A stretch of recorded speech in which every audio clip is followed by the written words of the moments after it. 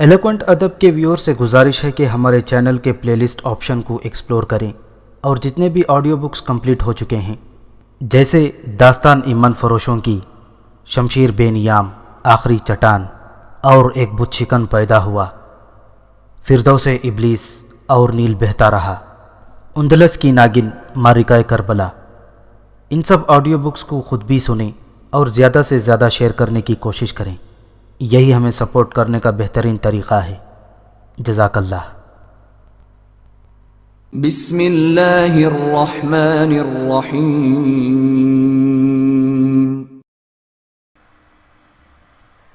جس رستم پر یزدگرد اور ساران کو اعتبار تھا، وہ ایک روز مدائن سے تھوڑی ہی دور ایک بستی میں ذرا الگ تھلگ ایک مکان کے اندر بیٹھا تھا۔ باہر سے تو یہ مکان عام سا اور کسی عام سے آدمی کا لگتا تھا، لیکن کمروں کے اندر جا کر پتہ چلتا تھا کہ یہ کسی رئیس کا مکان ہے۔ یہاں کوئی رئیس نہیں، بلکہ یہاں شیریں رہتی تھی، جو کسریٰ یعنی خسرو پرویز کی چہیتی ملکہ تھی۔ فارس کی قسمت اس ملکہ کے ہاتھ میں تھی، جرنیل اس کے آگے جھکے جھکے رہتے تھے۔ یہ بات اب پرانی ہو گئی تھی۔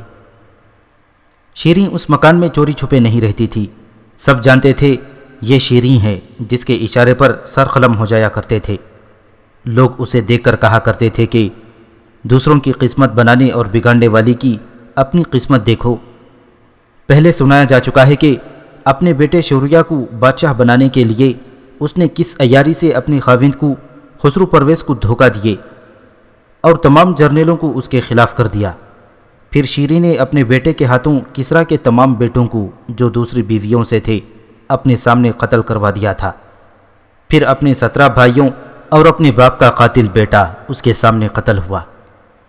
خسرو پرویز کی بیٹی پوران تخت نشین ہوئی تو اس نے رستم کو اپنا وزیر بنا لیا۔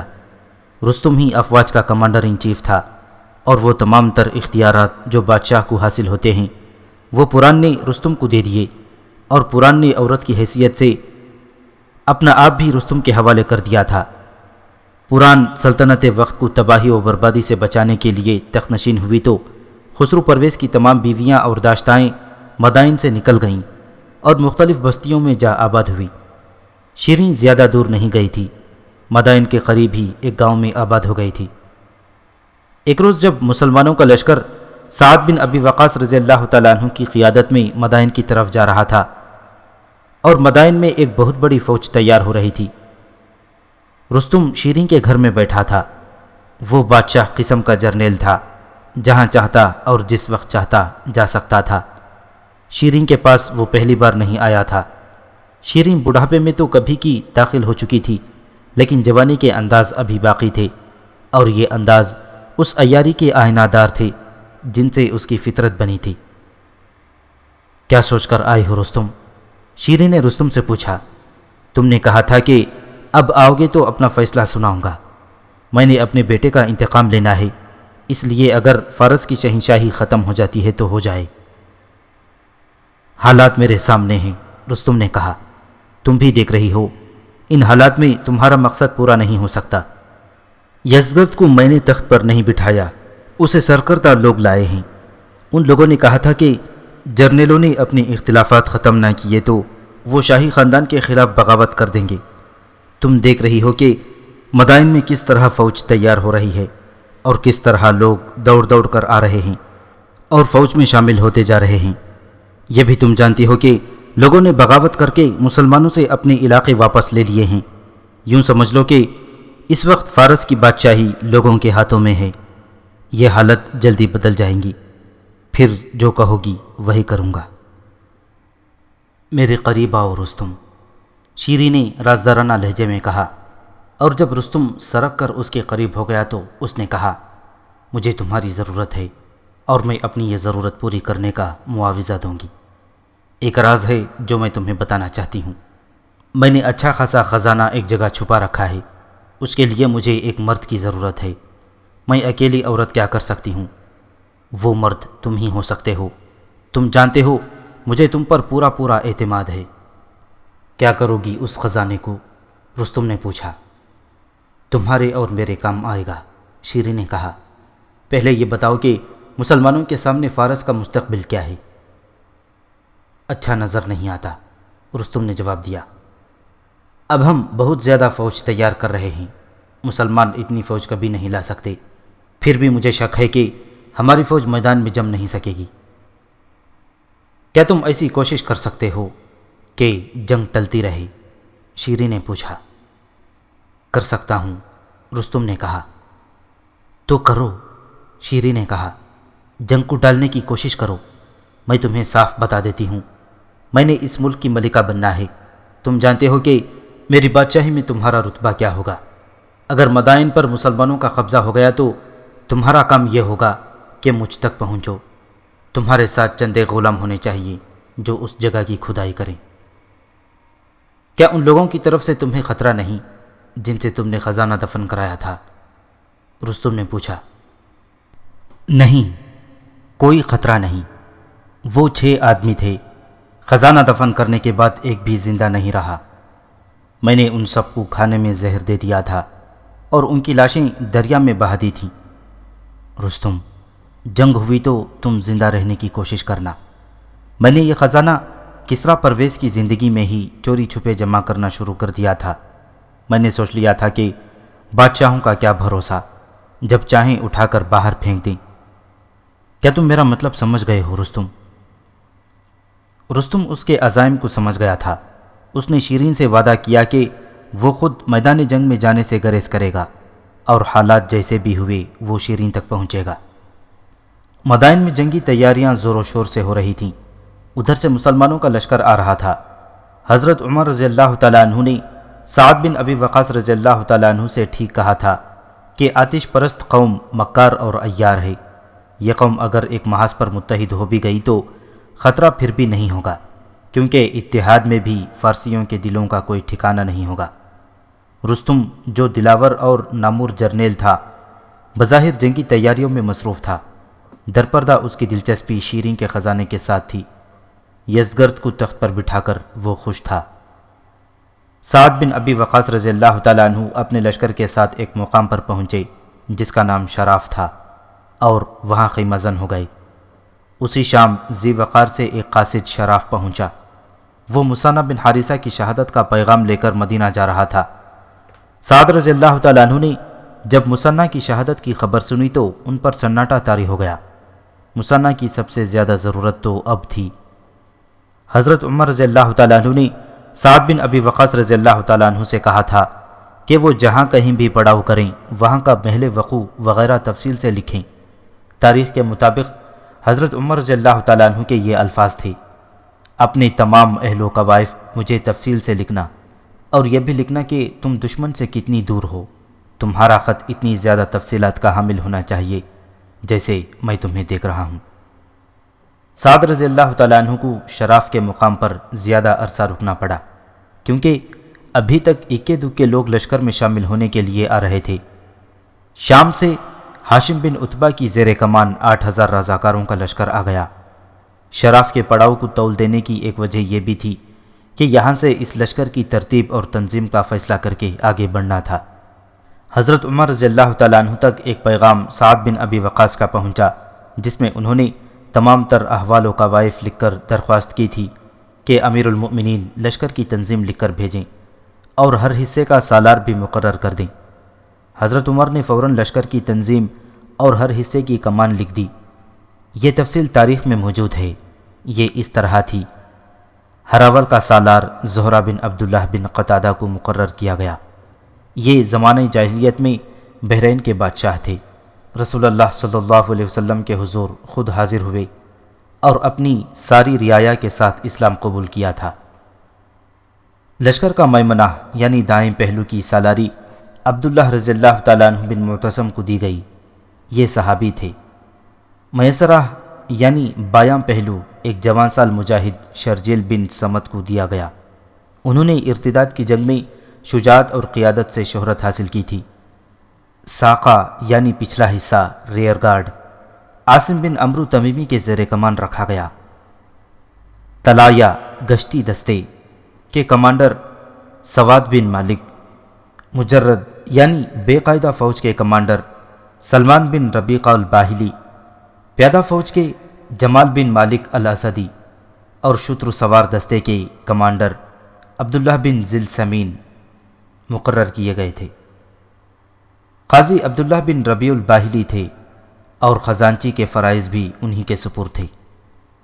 رائد یعنی رسد کی فراہمی اور تقسیم کے انچارج مشہور و معروف صحابی سلمان فارسی رضی اللہ تعالیٰ عنہ تھے۔ فارس کے رہنے والے تھے۔ جنگ خندق میں خندق کا تصور انہوں نے ہی دیا تھا اور خندق کھدوائی تھی۔ عربوں اور فارسیوں کے درمیان ترجمانی کے فرائض ہلال ہجری کو دیے گئے اور منشی زیاد بن ابی سفیان کو مقرر کیا گیا۔ لشکر کے ساتھ طبیب بھی تھے، لیکن ان کی تعداد نہیں لکھی گئی، نہ ان کے نام کسی تاریخ میں ملتے ہیں۔ اور اس ترتیب سے آگے بڑھو اور تمہاری منزل قادسیہ ہوگی۔ وہاں تمہارے سامنے عجم کی زمین اور پیٹھ پیچھے عرب کے پہاڑ ہوں گے۔ اگر دشمن کے دباؤ سے کبھی پیچھے ہٹنا پڑا تو ان پہاڑوں کے اندر آ جانا۔ قادسیہ پہنچ کر مجھے وہاں کے حالات تفصیل سے لکھنا۔ قادسیہ فارس کا دروازہ ہے۔ سعد بن ابی وقاص رضی اللہ تعالیٰ عنہ نے یہ پیغام ملتے ہی لشکر کو اس کے مطابق تقسیم کر کے ہر حصے کا کمانڈر مقرر کر دیا۔ شراف سے آگے سعد رضی اللہ تعالیٰ عنہ کو مکمل بلکہ ضرورت سے زیادہ احتیاط سے کوچ کرنا تھا۔ انہوں نے ایک کام یہ کیا کہ چند ایسے عربوں کو جو فارسی زبان بھی بول سکتے تھے اور آگے کے علاقوں سے اچھی طرح واقف تھے، جاسوسی کے لیے بھیج دیا اور انہیں کہا کہ ذرا ذرا سی خبر بہت جلد لاتے رہیں۔ انہیں اور بھی ہدایات دی گئی تھیں۔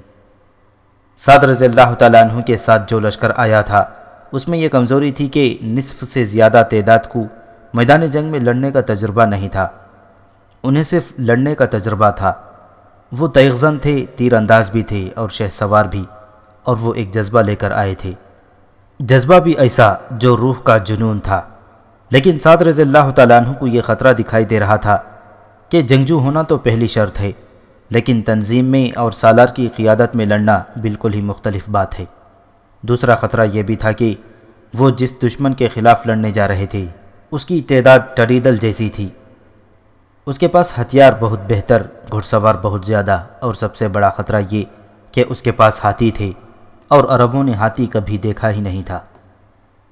ذرا غور کیجئے کہ اس لشکر کے ساتھ شاعر بھی آئے تھے، جن میں عرب کے مشہور شاعر شماخ، حتیہ اوس بن مغیرہ، عبدہ بن طیب، عمرو بن معدی کرب اور اشعث بن قیس شامل تھے، اور اس لشکر میں خطیب بھی تھے، جن میں قیس بن حبیرہ غالب، ابن الحزیل اسدی، بصر بن ابی رحم جہنی، عاصم بن عمرو، ربی معدی اور ربی بن عامر جیسے شعلہ بیان اور اپنے زمانے کے نامور خطیب شامل تھے۔ گو اس وقت کے شاعر آج کل کے شاعروں جیسے نہیں تھے، جن کی زندگی کا مقصد صرف مشاعرے پڑھنا اور داد وصول کرنا ہے، اور اس وقت کے امام اور خطیب بھی آج کے اماموں اور خطیبوں جیسے نہیں تھے، جنہوں نے قوم کو فرقوں میں تقسیم کر کے ایک ایک مسجد پر قبضہ کر رکھا ہے۔ لیکن وہ بہرحال شاعر اور خطیب تھے، تیغزن اور شہ سوار بھی تھے، لیکن ان کی روزمرہ زندگی کے معمولات کچھ اور تھے۔ سعد رضی اللہ تعالیٰ عنہ نے انہیں سپاہی سمجھ کر لڑانا تھا۔ آگے چل کر انہوں نے کیا رول ادا کیا ہے، یہاں اتنا ہی بتا دینا کافی ہے کہ لڑائی شروع ہونے سے پہلے ان شاعروں اور خطیبوں کی شعلہ بیانی نے مجاہدین کو آگ کے بگولے بنا دیا تھا۔ یہاں ایک شاعر کا ذکر بے محل نہ ہوگا۔ یہ عرب کے مشہور شاعرہ خنسا تھیں، جو اپنے 4 بیٹوں کو ساتھ لے کر حضرت سعد رضی اللہ تعالیٰ عنہ کے لشکر کے ساتھ گئی تھیں۔ انہوں نے قادسیہ کے میدان جنگ میں جس طرح اپنے بیٹوں کو اتارا تھا وہ آگے چل کر تفصیل سے سنایا جائے گا۔ سعد بن ابی وقاص رضی اللہ تعالیٰ عنہ نے ذی وقار سے مثنہ بن حارثہ کے جانشینوں کو شراف میں ہی بلانا بہتر سمجھا۔ مثنہ بن حارثہ نے شہادت سے پہلے مانے ہوئے ایک مجاہد بشیر بن خصاصیہ کو اپنا جانشین سپہ سالار مقرر کر دیا تھا۔ حالانکہ ان کا بھائی معانہ بن حارثہ موجود تھا، لیکن وہ خویش پروری کا زمانہ نہیں تھا۔ میدان جنگ کے مطلوبہ جوہر اور قیادت کی صلاحیت دیکھی جاتی تھی۔ سعد رضی اللہ تعالیٰ عنہ نے قاصد کو یہ پیغام دے کر ذی وقار بھیجا کہ مثنہ کے جانشین کو ساتھ لائے۔ قاصد راستے ہی سے واپس آ گیا۔ اس کے ساتھ معانہ اور مثنہ کی بیوہ سلمہ تھی۔ سعد رضی اللہ تعالیٰ عنہ اٹھ کر معانہ سے بغل گیر ہو گئے اور دونوں بہت روئے۔ سلمہ پاس کھڑی آنسو بہا رہی تھی۔ میرے دونوں بھائیوں نے غیرت مندوں کی طرح جانیں دی ہیں، معانہ نے کہا، اور تم سلمہ؟ سعد بن ابی وقاص رضی اللہ تعالیٰ عنہ نے مثنیٰ کی بیوہ سے پوچھا۔ واپس جانا چاہو گی؟ نہیں، سلمہ نے کہا، میں مدینہ نہیں مدائن جاؤں گی جو میرے شوہر کی منزل تھی۔ اگر میں تمہارے لشکر کے ساتھ رہی تو تم یقیناً مجھے بوجھ نہیں سمجھو گی۔ لڑنا پڑا تو لڑوں گی، نہیں تو لڑنے والوں کی خدمت کروں گی۔ خدا کی قسم، سعد بن ابی وقاص رضی اللہ تعالیٰ عنہ نے پرجوش لہجے میں کہا، میرے لشکر پر تمہارا بوجھ پھول کی پتی سے زیادہ نہیں ہوگا، اور سلمہ، میں تمہیں گمنامی کی زندگی میں نہیں جانے دوں گا۔ فیصلہ تمہارا ہوگا۔ تم اس اعزاز کی حقدار ہو کہ تم سپہ سالار کی بیوی تھی اور سپہ سالار ہی کی بیوی رہو۔ میں تمہیں وہی عظمت دینا چاہتا ہوں۔ سلمہ نے معانہ کی طرف دیکھا اور کہا کچھ بھی نہیں۔ معانہ سلمہ کی آنکھوں کا سوال سمجھ گئے۔ سلمہ ان سے سعد بن ابی وقاص رضی اللہ تعالیٰ عنہ کے ساتھ شادی کرنے کی اجازت مانگ رہی تھی۔ اس وقت کے عربی معاشرے میں یہ رواج تھا کہ کوئی عظیم المرتب آدمی فوت ہو جاتا یا کوئی سالار شہید ہو جاتا تو اسی کے رتبے کا کوئی آدمی اس کی بیوہ سے صرف اس لیے نکاح کر لیتا تھا کہ بیوہ کی عظمت و تکریم میں کوئی فرق نہ آئے اور معاشرے میں بیوہ کا رتبہ برقرار رہے۔ اس وقت دوسری، تیسری اور چوتھی شادی جسمانی اغراض و مقاصد کے لیے نہیں کی جاتی تھی۔ مثنیٰ بن حارثہ سپہ سالار ہی نہیں، عظمت والے سالار بھی تھے۔ فارس میں بویب کی لڑائی میں جس طرح انہوں نے فارس کی پوری فوج کو کاٹ ڈالا تھا، وہ تاریخ اسلام کا ایک درخشاں باب ہے۔ اپنے سپہ سالار کی بیوی کو جو عظمت حاصل تھی، اس کا اندازہ کیا جا سکتا ہے۔ سلمہ کی عظمت صرف یہ نہیں تھی کہ وہ مثنیٰ کی بیوی تھی، بلکہ یہ کہ وہ مثنیٰ کے ساتھ ہر میدان جنگ میں رہی اور وہ مثنیٰ کا جذباتی سہارا بنی رہی تھی۔ سعد بن ابی وقاص رضی اللہ تعالیٰ عنہ سلمہ کی یہ عظمت برقرار رکھنا چاہتے تھے۔ تاریخ میں یہ پتہ نہیں چلتا کہ سعد رضی اللہ تعالیٰ عنہ نے اسی روز سلمہ سے نکاح کر لیا تھا یا کچھ دن بعد۔ البتہ تمام مورخوں نے لکھا ہے کہ سلمہ نے سعد بن ابی وقاص رضی اللہ تعالیٰ عنہ کی پیشکش قبول کر لی اور معانہ نے بھی بخوشی اجازت دے دی، اور سلمہ کا نکاح سعد بن ابی وقاص سے ہو گیا۔ سلمہ کا یہ عزم قائم رہا کہ وہ مدینہ نہیں مدائن جائیں گی۔ پہلی ملاقات میں سعد نے معانہ سے ان کی لشکر کی کیفیت پوچھی۔ معانہ نے اپنے لشکر کی تعداد 4 یا 5 ہزار بتائی۔ میں مثنیٰ کی ایک وصیت آپ تک پہنچانا چاہتا ہوں، معانہ نے کہا۔ مثنیٰ نے دم آخری کہا تھا کہ میری جگہ جو سپہ سالار آئے اسے بتا دینا کہ فارسیوں سے اس وقت تک نہ لڑنا جب وہ یکجا ہو چکے ہوں۔ ان کے علاقوں کے اندر جا کر بھی ان سے لڑنا ٹھیک نہیں۔ ان کی سرحد پر رہ کر ان سے لڑنا اور انہیں کمزور کرو۔ اگر تم ان پر غالب آ جاؤ تو آگے بڑھو، اگر وہ تم پر غالب آ جائیں تو پیچھے اپنی سرحد میں آ جاؤ۔ ہمارے صحرائی راستوں سے عربی واقف ہیں، اجمی نہیں۔ وہ تمہارے پیچھے آئیں گے اور نقصان اٹھائیں گے، پھر تم پلٹ کر ان پر حملہ کر سکتے ہو اور پھر تم ان پر غالب بھی آؤ گے۔ آفرین، سعد بن ابی وقاص رضی اللہ تعالیٰ عنہ نے کہا، مجھے یہی نصیحت امیر المؤمنین نے کی تھی۔ یہ تھی قابلیت مثنیٰ کی۔ دشمن کی کیا خبر ہے؟ ہم نے جو علاقے فتح کیے تھے وہاں کے لوگ باغی ہو گئے ہیں۔ معانہ نے جواب دیا، شہروں اور قصبوں میں انہوں نے ہمارے عمال کو قتل کر دیا ہے۔ زندہ وہی رہے جو کسی طرح بروقت بھاگ آئے تھے۔ یہاں کے لوگوں کا کوئی بھروسہ نہیں۔ ہماری فتح ہوئی تو ہمارے ساتھ ہو گئے، ہمیں پیچھے ہٹنا پڑا تو اپنی فوج کے ساتھ ہو گئے۔ اس کا مطلب یہ ہوا کہ وہ محب وطن ہیں، سعد رضی اللہ تعالیٰ عنہ نے کہا۔ نہیں، معانہ بولے، عیار اور فریب کار ہیں، ضرورت پڑتی ہے تو اپنی فوج کو بھی دھوکہ دے جاتے ہیں، اپنی فوج کو پسند نہیں کرتے۔ سلمہ نے کہا، ان کے فوجی کسی گاؤں میں چلے جائیں تو نوجوان لڑکیوں پر دست درازی کرتے ہیں، لوگوں کے گھروں میں گھس کر جو چیز اچھی لگتی ہے اٹھا لے جاتے ہیں۔ ان لوگوں پر اپنی دہشت طاری کرنے کی ضرورت ہے، معانہ نے کہا، ورنہ قابو میں نہیں رہیں گے۔ اگر ان سے توجہ ہٹا کر آگے بڑھتے جائیں تو یہ پیٹھ پر وار کر دیں گے۔ مدائن سے جو خبریں آ رہی ہیں وہ کچھ اس طرح کی ہیں کہ وہاں بڑی خوفناک جنگی تیاریاں ہو رہی ہیں۔ معانہ نے جنگی تیاریوں کی تفصیل بتائی۔ اس لشکر میں شام سے آئے ہوئے 8,000 مجاہدین بھی تھے، جن کے سالار ہاشم بن عتبہ تھے۔ وہ 8,000 مجاہدین تربیت یافتہ ہی نہیں، تجربے کار بھی تھے۔ وہ شام میں کئی لڑائیاں پہلے خالد بن ولید رضی اللہ تعالیٰ عنہ اور پھر ابو عبیدہ رضی اللہ تعالیٰ عنہ کی قیادت میں لڑ کر آئے تھے۔ سعد بن ابی وقاص رضی اللہ تعالیٰ عنہ نے ان 8,000 مجاہدین کو الگ تھلگ رکھا تاکہ انہیں انتہائی مخدوش اور ہنگامی صورتحال میں استعمال کیا جائے۔ باقی لشکر کو سعد نے جنگی مشقیں کرانی شروع کر دیں۔ انہوں نے سالاروں سے کہا کہ انہیں منظم طریقے سے ایک جماعت کی صورت میں لڑنے کی مشق کرائیں۔ سعد بن ابی وقاص رضی اللہ تعالیٰ عنہ کے اس لشکر میں شامل ہونے والے بیشتر افراد اپنی بیویوں اور بچوں کو بھی ساتھ لائے تھے۔ سلمہ آئی تو عورتیں ہجوم کر کے آ گئیں۔ صحابہ کرام اور کئی اور مجاہدین کی بیویاں پہلے بھی محاذوں پر جا چکی تھیں۔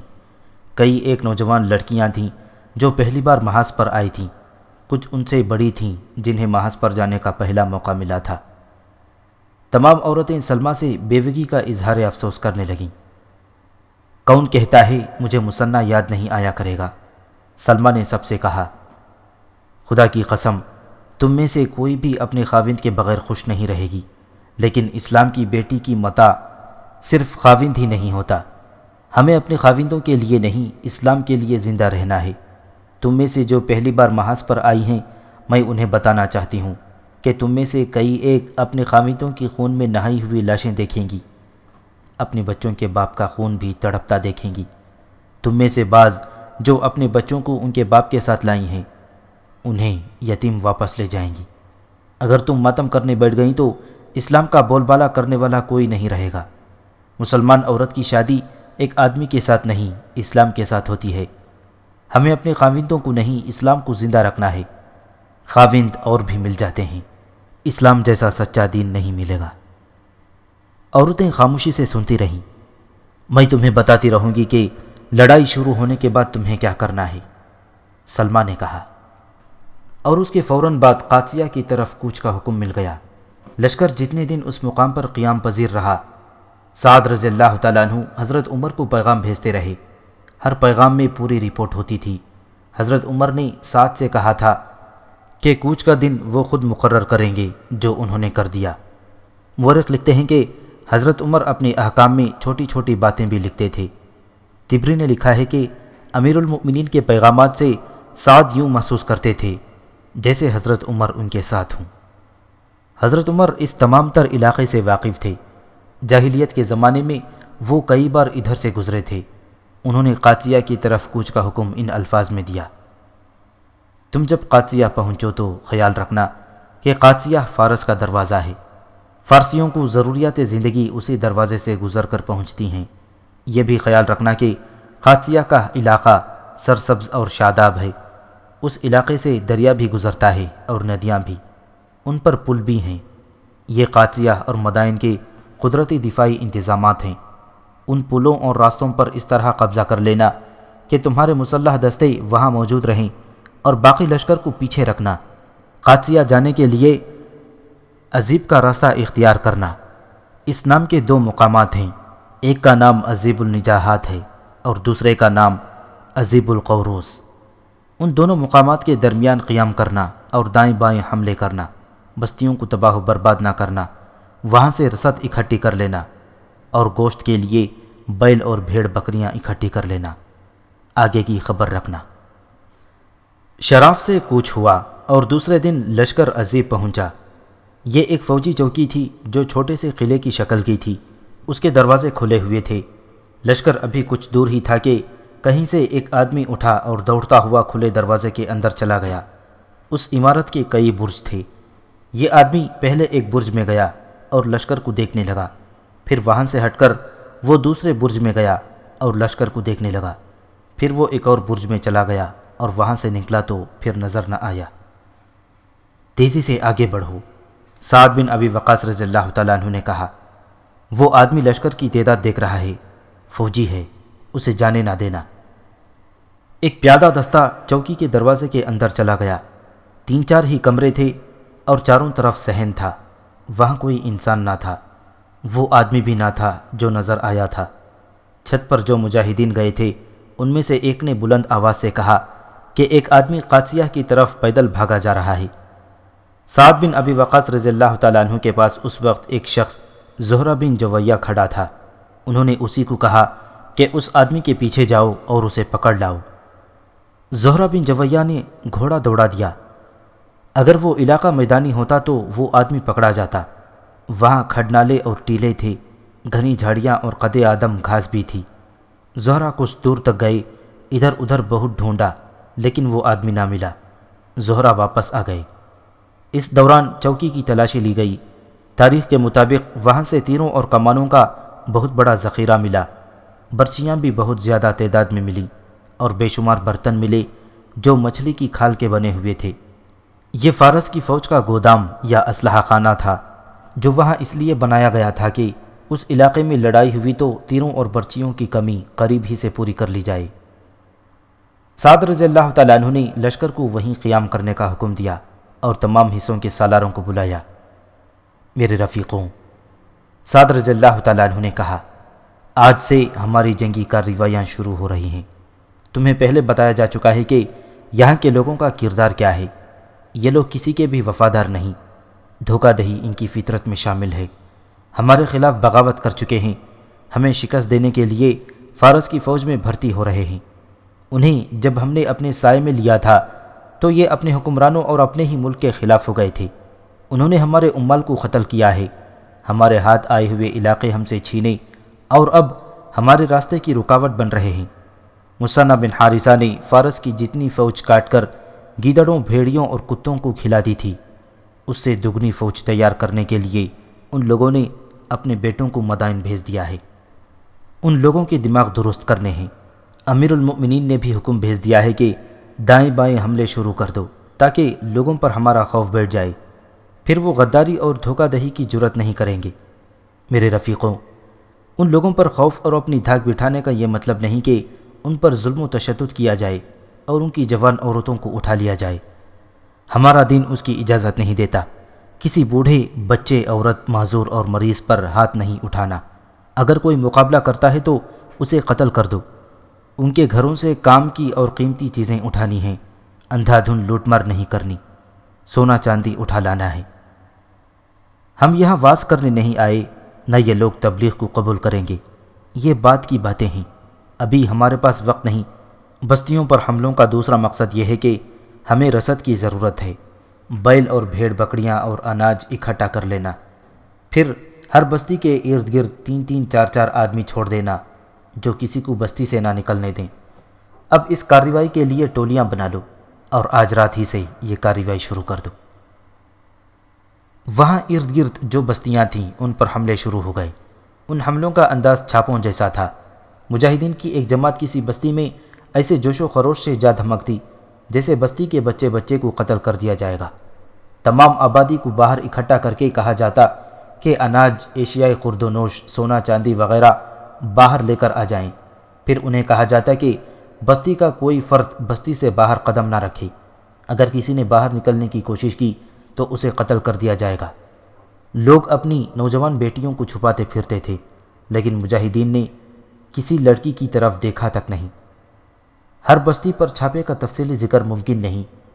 یورپ کے متعصب تاریخ دانوں نے مجاہدین کو دہشت گرد لکھا ہے اور ان الفاظ میں بیان کیا ہے کہ مسلمان دہشت گرد بستیوں پر حملے کر کے لوٹ مار کرتے رہے اور وہ جوان عورتوں کو اپنے کیمپ میں لے جاتے تھے۔ لیکن وہ مورخ بھی یورپی ہی تھے جنہوں نے بستیوں پر حملے کرنے والے مسلمانوں کو دہشت گرد ہی لکھا ہے، لیکن ایسا کوئی اشارہ نہیں دیا کہ مسلمانوں نے لوٹ مار کی اور انہوں نے عورتوں کو اغوا کیا۔ انہوں نے اتنا ہی لکھا ہے کہ فارس کے لوگوں پر دہشت طاری کرنے کے لیے اور رسد کی ضروریات پوری کرنے کے لیے مسلمانوں کی دہشت گرد جماعتوں نے بستیوں پر شبخون مارے اور رسد کے علاوہ مال غنیمت بھی اکٹھا کیا۔ بستیوں پر حملوں کے سلسلے میں 2 واقعات خاصے دلچسپ ہیں۔ ہیرا اس زمانے میں سلطنت فارس کا ایک اہم شہر تھا، اس پر مسلمانوں کا قبضہ ہو گیا تھا۔ اب مثنہ بن حارثہ کو پیچھے ہٹنا پڑا تو فارس والوں نے پھر اس پر قبضہ کر لیا۔ عجیب بات یہ تھی کہ وہاں کے لوگ مسلمانوں کے وفادار ہی رہے اور انہوں نے بغاوت نہ کی۔ مثنہ خاصا عرصہ وہاں رہے تھے۔ یہ مسلمانوں کے حسن سلوک کے اثرات تھے کہ ان کی اپنی حکومت واپس آئی تو انہوں نے اس حکومت کو قبول نہ کیا۔ بہرحال فارس کی شاہی حکومت نے وہاں اپنا حاکم مقرر کر دیا جس کا نام مرزبان تھا۔ مرزبان کی ایک نوجوان بیٹی تھی جس کا نام افشان تھا۔ تاریخ نویسیوں نے اسے بہت ہی خوبصورت اور متناسب خط کاٹ والی لڑکی لکھا ہے۔ وہ ایک درباری موسیقار کو دل دے بیٹھی۔ وہ کوئی جوان سال اور خوبرو آدمی تھا۔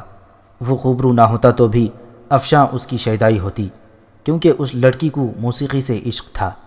یہ موسیقار سازوں کا جادو جگانے کے ساتھ گاتا بھی تھا اور اس کی آوازوں کا سوز دلوں کے تاروں میں ارتعاش پیدا کر دیتا تھا۔ افشاں حاکموں کی خاندان کی بیٹی تھی۔ یہ خاندان شاہی خاندان سے تعلق رکھتا تھا۔ اس وقت افشاں مدائن میں تھی جب اس نے محسوس کیا تھا کہ اس موسیقار کے ساتھ اس کا کوئی روحانی تعلق ہے۔ یہ تعلق ایک کبھی نہ ٹوٹنے والا رشتہ بن گیا اور چھپ چھپ کر ملنے کا سلسلہ چل نکلا۔ اتنی بڑے حاکم کی بیٹی کی شادی درباری موسیقار کے ساتھ نہیں ہو سکتی تھی۔ انہوں نے بھاگ جانے کا عہد کر لیا۔ وہ شاید ملک شام چلے جانا چاہتے تھے جہاں مسلمانوں اور رومیوں کی خونریز جنگیں ہو رہی تھیں۔ پھر شام کا بیشتر علاقہ مسلمانوں نے فتح کر لیا۔ ہیرا پر بھی مسلمانوں کا قبضہ ہو گیا۔ افشاں موسیقار کے ساتھ شام کو بھاگ جانے کا عزم کر چکی تھی کہ اس کے بعد مرزبان کو ہیرا کا حاکم امیر یا گورنر مقرر کر کے وہاں بھیج دیا گیا۔ مدائن کے دربار میں موسیقار کی ضرورت نہیں رہی تھی، کیونکہ وہاں اب جنگی تیاریاں ہو رہی تھیں اور حالات ایسے پیدا ہو گئے تھے کہ شاہی ضیافتیں، ناچ گانے کی محفلیں اور عیش و عشرت کے مظاہرے بند ہو گئے۔ موسیقار بھی ہیرا چلا گیا اور افشان سے ملتا رہا۔ اس دوران فارس کے شہر سنین کا حاکم، جس کا تاریخ میں نام نہیں ملتا، ہیرا گیا۔ اس کی نظر افشان پر پڑ گئی۔ اس نے افشان کے باپ سے کہا کہ وہ افشان کے ساتھ شادی کرنا چاہتا ہے۔ باپ نے فوراً یہ رشتہ قبول کر لیا اور شادی کا دن بھی مقرر کر دیا۔ اس حاکم کی عمر افشان سے دگنی تھی۔ شادی کے دن سے 3 دن پہلے افشان اپنے گھر سے غائب ہو گئی۔ اس کے باپ کو شاید موسیقار پر شک تھا۔ اس کا پتہ کرایا گیا تو اسے بھی غائب پایا۔ مرزبان نے ہر طرف گھڑ سوار دوڑا دیے اور دونوں ایک جگہ چھپے ہوئے پکڑے گئے۔ انہیں لایا گیا۔ مرزبان حاکم تھا۔ اس نے حکم دیا کہ موسیقار کے پاؤں رسی سے باندھ کر ایک گھوڑے کے پیچھے باندھ دیا جائے اور گھوڑا دوڑا دیا جائے، اور گھوڑا اس وقت تک دوڑتا رہے جب تک کہ موسیقار کی کھال نہیں اتر جاتی۔ حکم کی تعمیل ہوئی۔ موسیقار کو زمین پر لٹا کر رسی کے ایک سرے سے اس کے پاؤں باندھے گئے اور رسی کا دوسرا سرا گھوڑے کی زین کے ساتھ باندھ دیا گیا۔ ایک فوجی گھوڑے پر سوار ہوا اور گھوڑے کو ایڑ لگا دی۔ گھوڑا موسیقار کو گھسیٹتا دوڑ پڑا اور سوار اسے میدان میں چکر میں دوڑاتا۔ تماشائیوں کا ہجوم تھا۔ افشان بھی دیکھ رہی تھی۔ موسیقار سخت اور پتھریلی زمین پر گھسٹتا جا رہا تھا۔ پہلے اس کے کپڑے پھٹے، پھر اس کا جسم خون سے لال ہونے لگا، اور پھر صاف پتہ چلتا تھا کہ زمین اور کنکریوں نے اس کے جسم کی کھال اتار دی ہے۔ میری شادی حاکم سنین کے ساتھ نہیں ہوگی، افشان نے چلا کر کہا۔ ادھر سعد بن ابی وقاص رضی اللہ تعالیٰ عنہ کے لشکر کی چھاپہ مار جماعتیں بستیوں پر چھاپے مار رہی تھیں۔ ایک روز ایک زیادہ نفری کی پارٹی ہیرا کی طرف چلی گئی۔ اس وقت تک مدائن میں یہ اطلاع نہیں پہنچی تھی کہ مسلمان بستیوں پر شبخون مار کر رسد اور مال غنیمت اکٹھا کر رہے ہیں۔ چھاپہ مار مجاہدین کی یہ جماعت ہیرا اور سنین کے درمیان پہنچی تو اسے شور و غل سنائی دینے لگا۔ دف اور شہنائیاں بھی بج رہی تھیں۔ یہ علاقہ جنگلاتی تھا، اونچی نیچی ٹیکریاں تھیں، گہرے نشیب بھی تھے۔ ایک مجاہد نے ایک بلند ٹیکری پر چڑھ کر دیکھا۔ ایک جلوس سا آ رہا تھا جس میں 250-300 آدمی گھوڑوں پر سوار تھے۔ 4 پہلوؤں والی بھگیاں بھی تھیں اور دف اور مختلف ساز بجانے والے پیدل آ رہے تھے۔ مجاہد ٹیکری سے اتر آیا اور اپنے ساتھیوں کو بتایا کہ اس نے کیا دیکھا ہے۔ جماعت کا کمانڈر ٹیکری پر چلا گیا اور واپس آ کر بتایا کہ اس قافلے پر حملہ کیا جائے۔ کمانڈر نے دیکھ لیا تھا کہ قافلے پر حملے کے لیے گھات کہاں موزوں ہوگی۔ اس نے اپنی جماعت کو ایک ایسی جگہ لے جا کر چھپا دیا جہاں کسی کو ان کی موجودگی کا شک بھی نہیں ہو سکتا تھا۔ قافلہ گھات کے مقام پر پہنچا تو مجاہدین اس پر جھپٹ پڑے۔ گھڑ سوار تلواروں اور برچیوں سے مسلح تھے۔ انہوں نے مقابلہ کرنے کی کوشش کی، لیکن ان پر حملہ اچانک اور غیر متوقع طور پر ہوا تھا، اس لیے وہ سنبھل نہ سکے۔ مجاہدین کی نفری قافلے والوں سے کم تھی، لیکن گھبراہٹ میں قافلے والوں نے بھاگ نکلنے میں ہی عافیت جانی۔ ان میں سے چند ایک زخمی ہو کر گھوڑوں سے گرے تھے اور باقی سب بھاگ گئے تھے۔ بگیاں چلانے والے بھی بھاگ گئے تھے۔ بگیاں شاہانہ تھیں، ان کے پردے ہٹا کر دیکھا۔ پہلی بگی میں ایک بڑی ہی خوبصورت لڑکی بیٹھی ہوئی تھی اور شہزادی لگتی تھی۔ بگی میں دو عورتیں اور تھیں، وہ اس شہزادی کی خادمائیں تھیں۔ وہ مارے خوف کے کانپ رہی تھیں۔ یہ دلہن ہے، ایک خادمہ نے لڑکی کی طرف اشارہ کر کے کہا۔ یہ ہیرا کے حاکم مرزبان کی بیٹی ہے، آج ہی اس کی شادی ہوئی ہے۔ اس کا دلہا حاکم سنین ہے، یہ اس کی بارات ہے، وہ گھوڑے پر سوار ہے۔ یہ لڑکی افشان تھی جو دلہن بن کر حاکم سنین کے ساتھ سسرال جا رہی تھی، لیکن اسے روک لیا گیا۔ دوسری بھگیوں میں سے جو عورتیں نکلیں وہ افشان کی خادمائیں تھیں اور بارات کے ساتھ آئی ہوئی حاکم سنین کی قریبی رشتہ دار بھی تھیں۔ وہ کہاں ہے؟ افشان نے پوچھا۔ میرا دلہا۔ اس کے دلہے نے جم کر مقابلہ کرنے کی کوشش کی تھی اور مارا گیا تھا۔ دلہن کو پتہ چلا تو اس کے چہرے پر خوشی کا تاثر آ گیا۔ میں نے کہا تھا کہ اس کے ساتھ میری شادی نہیں ہوگی، افشان نے عجیب سے لہجے میں کہا اور پوچھا، ہمارے ساتھ کیا سلوک ہوگا؟ یہ اس سے پوچھنا جس کے ساتھ تمہاری شادی ہوگی، مجاہدین کے کمانڈر نے کہا۔ شادی کے بغیر کوئی شخص تمہارے اور ان عورتوں میں سے کسی کے جسم کو ہاتھ تک نہیں لگائے گا۔ تمہارے ساتھ وہ سلوک نہیں ہوگا جو تمہارے فوجی اپنے ملک کی عورتوں کے ساتھ کیا کرتے ہیں۔ باراتی بھاگ گئے تھے اور 3-4 مارے گئے تھے۔ جہیز بہت ہی قیمتی تھا اور بہت ہی زیادہ تھا۔ خالص سونے کے زیورات اور قیمتی ہیروں اور پتھروں کا ہی کوئی شمار نہ تھا۔ 4-5 بھگیاں گھوڑوں سمیت الگ ملی تھیں۔ یہ جماعت وہیں سے واپس آ گئی۔ عورتوں کو عورتوں کے حوالے کر دیا گیا۔ افشان نے اپنی کہانی مسلمان عورتوں کو سنائی۔ اسے عورتوں نے بھی یقین دلایا کہ وہ کسی مسلمان کی بیوی بنے گی اور اسے داشتہ نہیں بنایا جائے گا۔ ایک تو یہ بات سن کر افشان خوش ہوئی اور دوسری خوشی اسے یہ تھی کہ اس کا ادھیڑ عمر دولہا مارا گیا تھا۔ افشان نے مسنہ کی بیوہ سلمہ کے ہاتھ پر، جو اب سعد بن ابی وقاص رضی اللہ تعالیٰ عنہ کی بیوی تھی، اسلام قبول کر لیا تھا۔ اس کے بعد تاریخ خاموش ہے کہ افشان کس کی بیوی بنی تھی۔ شبخون اور چھاپے اور رسد وغیرہ اکٹھی کرنے کے سلسلے میں ایک اور واقعہ دلچسپی سے خالی نہ ہوگا۔ تاریخوں میں آیا ہے کہ ایک مجاہد عاصم بن عمر ایک گاؤں پر چھاپا مارنے گئے تھے، تو گاؤں کے لوگ پہلے ہی وہاں سے بھاگ گئے تھے۔ صرف ایک آدمی اتفاق سے سامنے آ گیا۔ اس سے پوچھا، تم کون ہو اور کہاں رہتے ہو؟ اس نے بتایا کہ وہ چرواہا ہے اور سارے گاؤں کے مویشی کو وہ چرنے چگنے کے لیے لے جایا کرتا ہے۔ عاصم نے پوچھا، مویشی کہاں ہیں؟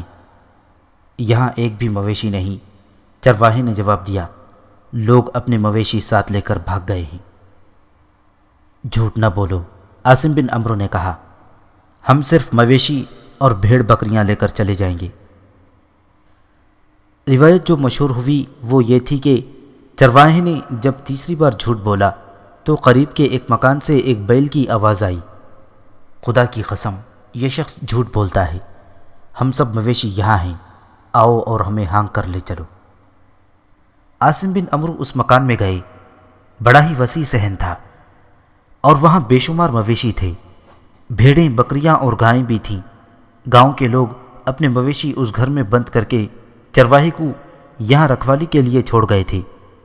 عاصم بن عمرو کی چھاپہ مار جماعت نے تمام مویشی اور بھیڑ بکریاں باہر نکالیں اور اپنے کیمپ میں لے آئے۔ اس وقت کے لوگوں نے اس واقعے کو سچ مان لیا کہ ایک بیل کی آواز نے انسانوں کی طرح بول کر اپنی اور دوسرے مویشیوں کی نشاندہی کی تھی۔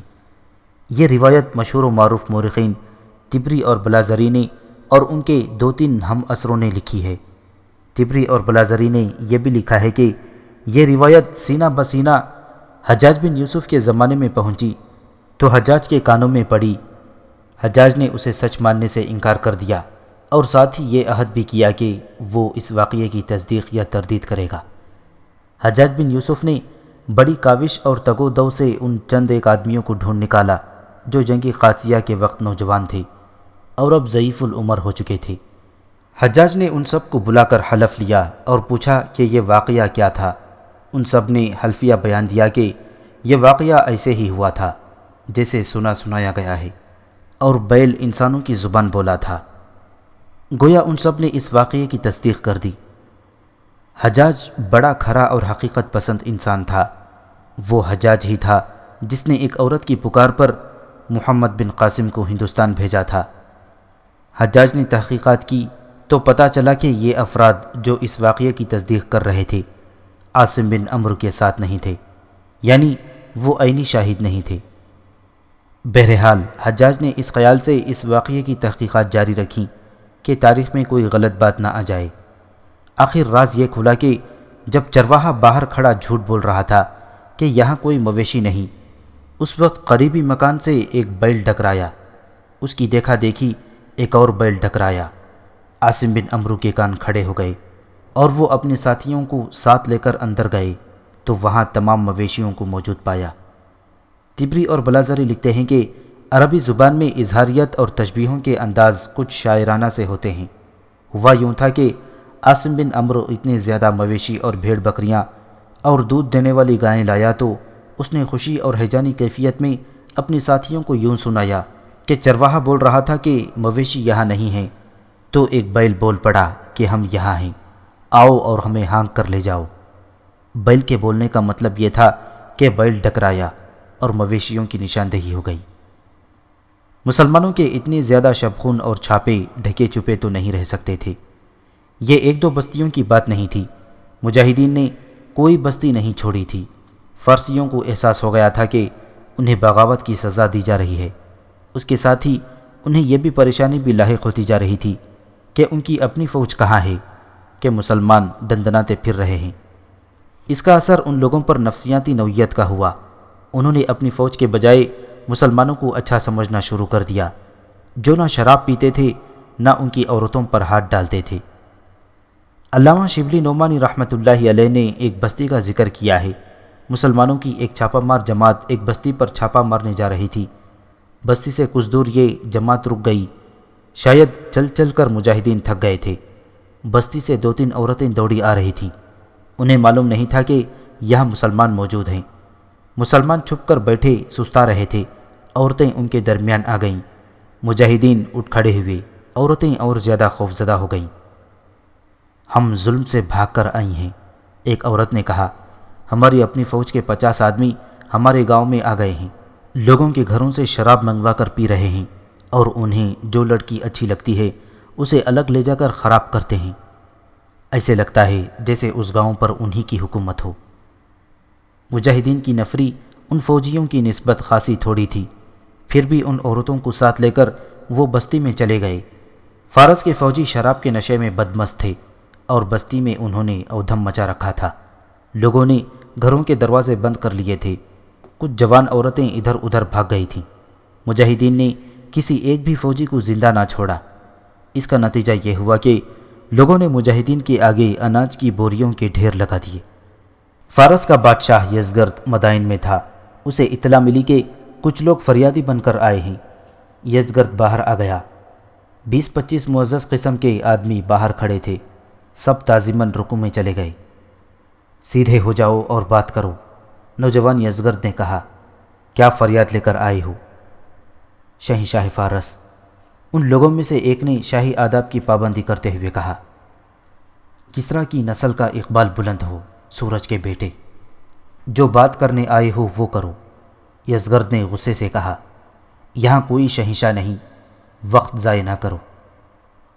پھر سن لے شہزادہ یزگرد، ایک معمر آدمی نے کہا، مسلمانوں نے ہمارے گھر خالی کر دیے ہیں۔ یوں معلوم ہوتا ہے جیسے فارس ہمارا نہیں مسلمانوں کا ملک ہے۔ اپنی فوج کا کہیں نام و نشان نہیں ملتا۔ اپنے فوجی کہیں نظر آتے ہیں تو وہ اپنے ہی لوگوں کو پریشان کرتے نظر آتے ہیں۔ ان لوگوں نے بتایا کہ مسلمان کس طرح آتے ہیں اور وہ بستیوں سے کیا کچھ اٹھا کر لے جاتے ہیں۔ یزگرد ان لوگوں سے فارغ ہو کر اندر گیا ہی تھا کہ اسے اطلاع دی گئی کہ حاکم ہیرا مرزبان آیا ہے۔ یزگرد نے اسے اندر بلا لیا۔ تمہارا چہرہ بتا رہا ہے کہ تم کوئی اچھی خبر نہیں لائے، یزگرد نے کہا۔ میں اپنا چہرہ کسی کو دکھانے کے قابل نہیں رہا شاہ فارس، مرزبان نے کہا۔ عرب کے یہ ڈاکو میری بیٹی کو اٹھا لے گئے ہیں۔ اس کا جہیز بھی لے گئے ہیں۔ بارات کے ساتھ معزز گھرانوں کے 30 عورتیں تھیں، انہیں بھی لے گئے۔ میں نے جسے داماد بنایا تھا اسے قتل کر گئے ہیں۔ مورخ لکھتے ہیں کہ یزگرد نے اس سے آگے کچھ نہ سنا، غصے سے اٹھا، لمبے لمبے ڈگ بھرتا کچھ دیر کمرے میں ٹہلا، رکا اور مرزبان کی طرف دیکھا۔ تم واپس ہیرا چلے جاؤ، یزگرد نے کہا، میں عرب کی ساری بیٹیاں اٹھوا دوں گا، رستم کو بلاؤ۔ حاکم ہیرا مرزبان چلا گیا۔ رستم افواج فارس کا کمانڈر ان چیف تھا اور اسے کلی اختیارات حاصل تھے۔ ان حالات میں جب مسلمان عراق میں دندناتے پھر رہے تھے اور ان کے خوف سے بستیاں خالی ہوئی جا رہی تھیں، سب کی نظریں رستم پر لگی ہوئی تھیں۔ یزگرد سے لے کر ایک عام اور غریب فارسی تک یہی کہتے تھے کہ رستم ہی مسلمانوں کو فارس سے نکال سکتا ہے اور رستم ہی عرب پر یلغار کر کے اسلام کا خاتمہ کر سکتا ہے۔ لوگوں کی نظریں تو رستم پر لگی ہوئی تھیں، لیکن رستم کی نظریں اس زائچے پر لگی ہوئی تھیں جو اس نے علوم نجوم و جوتش کی مدد سے بنایا تھا۔ پہلے ایک باب میں بتایا جا چکا ہے کہ رستم علوم نجوم اور جوتش میں دسترس رکھتا تھا۔ بعض مورخوں نے لکھا ہے کہ وہ علم نجوم کا ماہر تھا اور اس کا تیار کیا ہوا زائچہ اس کی پیشگوئی کبھی غلط نہیں نکلی تھی۔ فارس کے انجام کے متعلق اس نے صاف کہہ دیا تھا کہ اچھا نہیں بلکہ بہت برا ہوگا۔ جس وقت حاکم ہیرا مرزبان یزگرد کے آگے اپنی بیٹی کا رونا رو رہا تھا، اس وقت رستم کے پاس پوران دخت اور اس کی بیوی بیٹھی ہوئی تھی۔ وہ زائچہ سامنے رکھے انہیں بتا رہا تھا کہ فارس کا انجام اچھا نہیں ہوگا۔ کیا تمہیں یقین ہے کہ تم نے زائچہ صحیح بنایا ہے؟ پوران دخت نے کہا۔ اور اگر یہ زائچہ صحیح ہے، رستم کی بیوی نے کہا، تو اس کا انجام بدل دینے کا کوئی طریقہ نہیں؟ عامل ہیں، جادوگر ہیں؟ نہیں، رستم نے جواب دیا، یہ انجام ستاروں کی زیر اثر ہے۔ میں ستاروں کے سفر کے راستے نہیں بدل سکتا۔ میں کسی ستارے کو ایک برج سے نکال کر اپنی مرضی کے برج میں نہیں ڈال سکتا۔ ہاں پوران، میرا زائچہ بالکل صحیح ہے۔ یہ میں نے آج پہلی بار نہیں بنایا۔ جب تم تخت نشین ہوئی تھیں تو بھی میں نے زائچہ تیار کیا تھا، ستاروں کے راستے اچھی طرح دیکھے تھے، اس وقت بھی مجھے یہی جواب ملا تھا۔ اتنے میں یزگرد کے قاصد نے آ کر اسے کہا کہ شاہ فارس بلاتے ہیں۔ ابھی آتا ہوں۔ رستم نے قاصد کو رخصت کر کے پوران اور بیوی سے کہا، میں جانتا ہوں یزگرد مجھے کیوں بلا رہا ہے۔ مجھ تک خبریں پہنچ چکی ہیں کہ عربی ہماری بستیوں میں لوٹ مار کر رہے ہیں۔ میں یہ بھی جانتا ہوں کہ عربوں سے ہماری جنگ قادسیہ کے میدان میں ہوگی اور یہ بڑی ہولناک جنگ ہوگی۔ عربوں کی تعداد زیادہ سے زیادہ 40,000 ہوگی اور ہماری فوج کی نفری 1.25 لاکھ ہوگی۔ لیکن آگے اندھیرا ہے۔ کیا یزگرد کو بتا دو گے کہ نہیں؟ رستم نے پوران کی بات کاٹتے ہوئے کہا، اسے بتایا تو وہ سمجھے گا کہ میں لڑنے سے گریز کر رہا ہوں۔ میں صرف یہ کر سکتا ہوں کہ فارس کے اس انجام کو کچھ دنوں کے لیے ٹال دوں۔ یزگرد سے کہوں گا کہ مجھے مدائن میں رہنے دیں اور میں یہیں سے اپنی فوج کو لڑاتا اور مدد دیتا رہوں گا۔ میرا غم ایک اور بھی ہے، میں نہیں چاہتا کہ فارس کی شکست میرے نام لکھی جائے۔ میں نے آج تک کسی میدان میں شکست نہیں کھائی، میں نے شکستیں دی ہیں، میرا نام ہی فتح کا ضامن رہا ہے۔ میں کیسے برداشت کر لوں کہ ہونے والی عبرتناک شکست میرے کھاتے میں لکھ دی جائے؟ ایک تو حقیقت ہے کہ جو ہر مورخ نے لکھی ہے کہ رستم جنگ کو ٹالنا چاہتا تھا۔ جنگ ٹالنے کی دوسری وجہ اس کا وہ وعدہ بھی تھا جو اس نے شیرین کے ساتھ کیا تھا۔ اس نے شیرین سے کہا تھا کہ وہ جنگ کو ٹالے گا۔ شیرین کے عزائم یہ تھے کہ وہ اپنے بیٹے شیرویہ کے قتل کا انتقام لینا چاہتی تھی اور اس کا ارادہ ملکہ بننے کا بھی تھا۔ اس نے رستم کو ایک خزانے کا اور وزیر اعظم کے رتبے کا لالچ بھی دیا تھا۔ رستم یزگرد کے محل کو روانہ ہو گیا۔ کیا اس میں کوئی شک ہے کہ عجم کے سب سے بڑے جنگجو اور جرنیل آپ ہیں؟ یزگرد نے رستم سے کہا، صرف آپ ہی ہیں جو ان عربی قزاقوں کو اپنے ملک سے نہ صرف یہ کہ نکال سکتے ہیں بلکہ ایک ایک سپاہی اور سالار کو کاٹ سکتے ہیں۔ لیکن میں حیران ہوں کہ تمام تر فوج کے کمانڈر اعلیٰ آپ ہیں اور یہ نہیں دیکھ رہے کہ ملک میں کیا ہو رہا ہے۔ فوج تیار ہے، آپ فوراً عرب کے ان مسلمانوں کو تباہ کرنے کے لیے نکلیں، اور میں آپ سے توقع رکھتا ہوں کہ آپ مدینہ کو بھی فتح کر لیں گے۔ شہنشاہ فارس رستم نے کہا۔ نہیں رستم، یزگرد نے کہا، میں آپ کا بچہ ہوں، مجھے شہنشاہی آپ نے دی ہے، آپ مجھے شہنشاہ نہ کہیں، پہلے اس خطرے کو ختم کریں جو مدائن تک پہنچ رہا ہے۔ اگر اپنے آپ کو آپ بچہ اور مجھے اپنا باپ یا استاد سمجھتے ہیں تو میری بات ذرا توجہ سے سنیں، رستم نے کہا، مجھے مدائن میں ہی رہنے دیں، میں قاصدوں کے ذریعے میدان جنگ کو اپنے ہاتھ میں رکھوں گا، فوجوں کی تقسیم میں خود کروں گا۔ لیکن اس کی کوئی وجہ تو ہونی چاہیے، یزگرد نے کہا۔ فارس کی بھلائی شاید اسی میں ہے کہ میں میدان جنگ میں نہ جاؤں، رستم نے کہا۔ میں جنگ میں تاخیر کو بہتر سمجھتا ہوں، میں مدائن سے دستے بھیجتا رہوں گا اور عربوں کو چھوٹی چھوٹی لڑائیوں میں مصروف رکھوں گا۔ وہ اپنے ملک سے بہت دور آ گئے ہیں، انہیں کمک اور رسد نہیں ملے گی، وہ کمزور ہوتے چلے جائیں گے، اور جب تک میں جنگ میں شریک نہیں ہوں گا عربوں پر میرا رعب قائم رہے گا۔ مورخوں نے لکھا ہے کہ یزگرد نے رستم کے اس استدلال کو تسلیم کر لیا اور رستم مطمئن ہو گیا، لیکن مدائن میں یہ خبریں لوگوں کی فریادیں بن کر پہنچ رہی تھیں کہ مسلمانوں کی لوٹ مار اور قتل و غارت پہلے سے زیادہ ہو گئی ہے۔ یزگرد نے کچھ دنوں بعد ایک بار پھر رستم کو بلایا اور کہا کہ وہ فوج لے کر مدائن سے نکلے اور مسلمانوں کے مقابلے میں جائے۔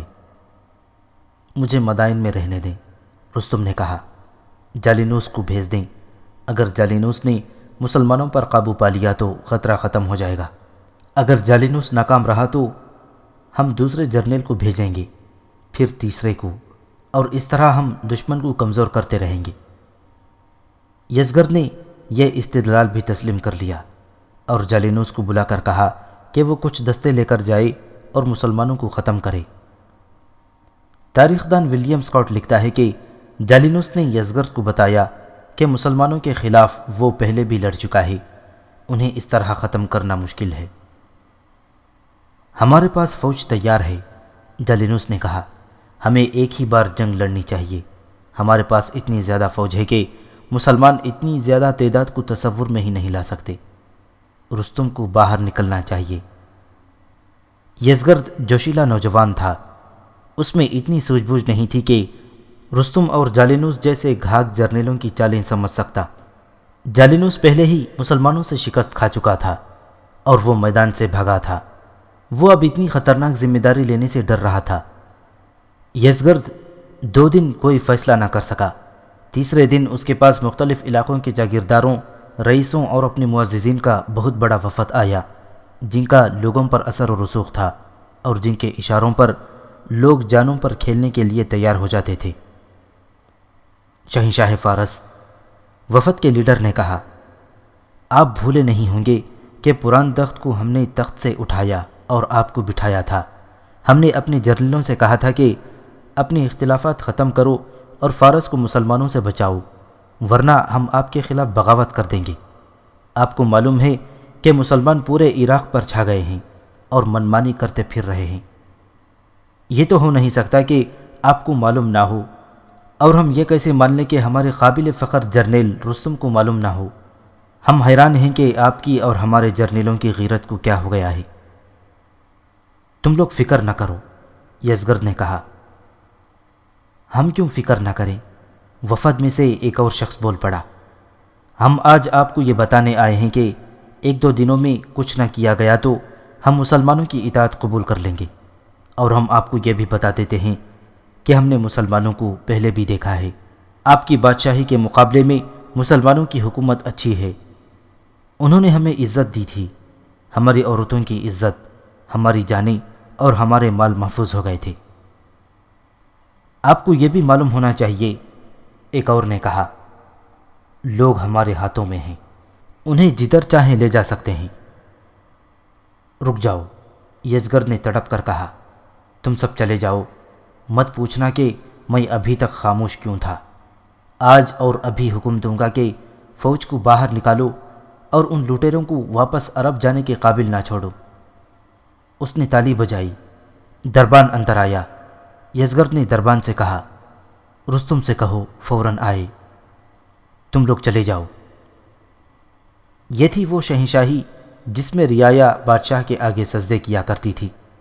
بادشاہ کے دربار میں کوئی کتنی ہی اونچی حیثیت اور رتبے والا آدمی چلا جاتا، اسے بادشاہ کے آگے سجدہ کرنا ہی پڑتا تھا۔ اب مسلمانوں نے اس شہنشاہی کو اس حال تک پہنچا دیا تھا کہ رعایا دربار میں آ کر بادشاہ کو دھمکیاں دے رہی تھی اور بادشاہ سر اٹھانے کے قابل نہیں تھا۔ رستم آ گیا، یزگرد غصے سے لال پیلا ہو رہا تھا۔ میں اب کچھ نہیں سنوں گا، یزگرد نے رستم سے کہا۔ آپ فوراً فوج لے کر مدائن سے نکلیں، اگر آپ اب بھی پس و پیش کریں گے تو میں خود فوج لے کر نکل جاؤں گا۔ میں ان عربوں کو ہی نہیں پورے عرب کو تباہ کر دوں گا۔ اتنی زیادہ فوج، اتنے زیادہ گھوڑے اور ہاتھی، مسلمان ہمارے مقابلے میں کیا ہیں؟ کیڑے مکوڑے۔ اب میرا حکم ہے کہ فوج ساتھ لے کر مدائن سے نکل جائیں۔ علامہ شبلی نعمانی رحمۃ اللہ علیہ نے 3 مورخوں کے حوالوں سے لکھتے ہیں کہ رستم کچھ بھی نہ بولا اور چلا گیا، اور اس سے کچھ دیر بعد رستم فوج کے بہت سے سوار دستے لے کر سابات کو روانہ ہو گیا۔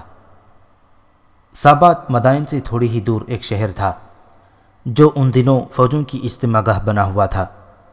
رستم سابات پہنچ گیا، لیکن اس نے فوج کو تقسیم کر کے مختلف علاقوں میں بھیجنے کی بجائے اپنے جونیئر کمانڈروں سے کہا کہ آرام کرو۔